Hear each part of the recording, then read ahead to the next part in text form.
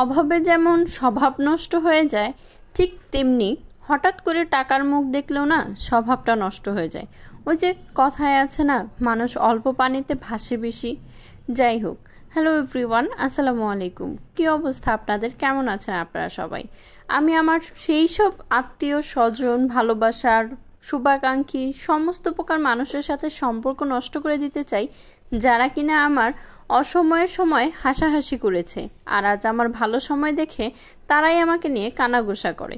এমন অনেকেই আমার জীবনে আছে, কিন্তু আমি তাদেরকে কখনোই আঙুল দিয়ে ধরিয়ে দিইনি এটা তোমাদের ভুল ছিল।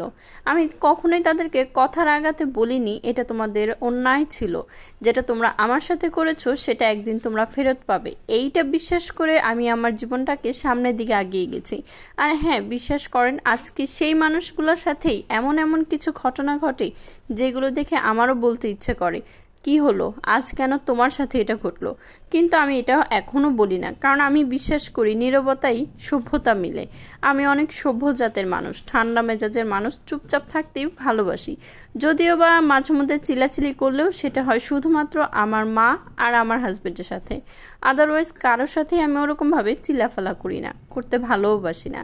আজকে দিনটা ছিল অনেক ব্যস্ততম একটা দিন, তার কারণ হচ্ছে বাসায় বাজার ছিল, বাজার করা হয়েছে, মাছ আনা হয়েছিল, তারপর হচ্ছে বাজার সদাই তো ছিলই, শুকনা বাজার সদাই। তার সাথে আমার ঘরটাকেও আজকে একটু ঝাড় দিয়ে নিয়েছিলাম। ঘরে এত পরিমাণে ধুল পড়ে কয়দিন পরে পরে, আমি বুঝি না আমার বাসায় এত ধুল থেকে আসে। আমার বাসায় কিন্তু একেবারেই মেন রাস্তার সাথে না, যে গাড়ি চলতেছে সেগুলো ধুলা আসে, কিন্তু প্রতি মাসেই আমার ঘরে ধুল জমে, আর এগুলো না ঝালে না একদম ঘর ভরে যায়। এই যে এখন দেখছেন মাছগুলো কাটায় আনছে, আর চিংড়ি মাছ নিয়ে আসছিল, সেগুলো বাঁচতে আর সময় লাগবে না, যেহেতু অনেক কাজ, সেজন্য হায়দির পাপা বাহির থেকে মাছটা কেটেই নিয়ে আসছিল।